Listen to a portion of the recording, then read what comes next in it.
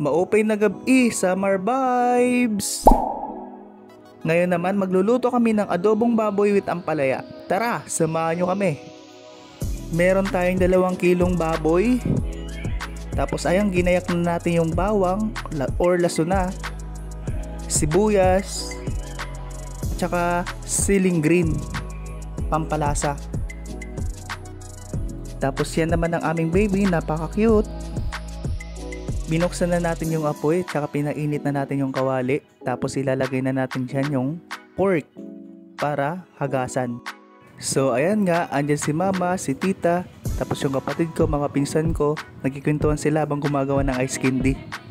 Tapos ayan, meron tayong 1 kilong ampalaya. Ampalayain ka. Kasing pait ng pagmamahalan yung dalawa. Sana all. Naman ng baboy, hintayin lang natin lumabas yung katas niya, tapos yung sarili niyang mantika.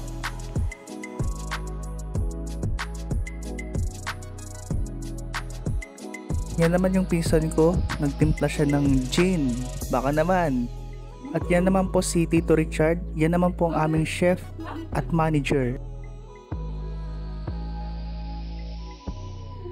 Ayan naman yung kapatid ko, sabi ko selfie tayo pero video pala. So ayan nga, minimikos-mekos na nila insan. Tornado na yan. So ayan, luto na nga yung baboy, hinango na. Para simulan na natin ang pagluluto. First, magpapainit muna tayo ng mantika. Ayan, meron pang paksiw. So ayan, dahil mainit na yung mantika, ilalagay na natin yung bawang at saka sibuyas. Ipagsasabay na natin. So ayan, ilalagay na natin yung siling green. Tapos ilalagay na natin yung baboy. Lalagyan natin ng paminta, pampalasa. Tapos lalagyan natin ng toyo. Syempre hindi kompleto yung adobo natin kung walang toyo. Parang ikaw may toyo.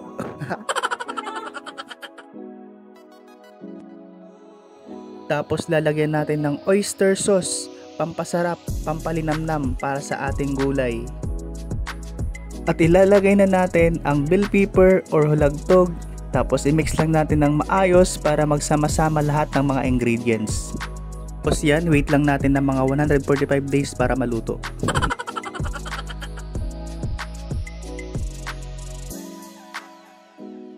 Bibidyo. Nagluluto kami. Naginano ka nida. Nagtitirago. Oh, magtuloy siya raw.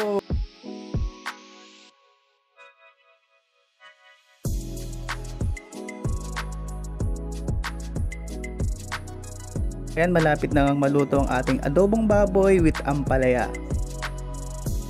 Yan naman si Chanel. Dahil birthday niya today, batiin naman natin siya ng happy birthday to you. At yan, napaka-cute ng aso. Akala mo di battery.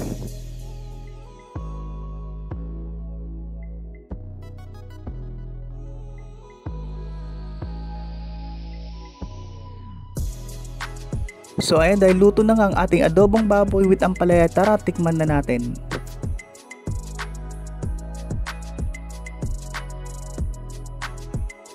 Tara mga ka-summer vibes, pangaon kita.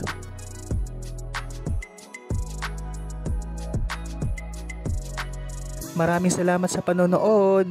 See you the next video. Bye bye!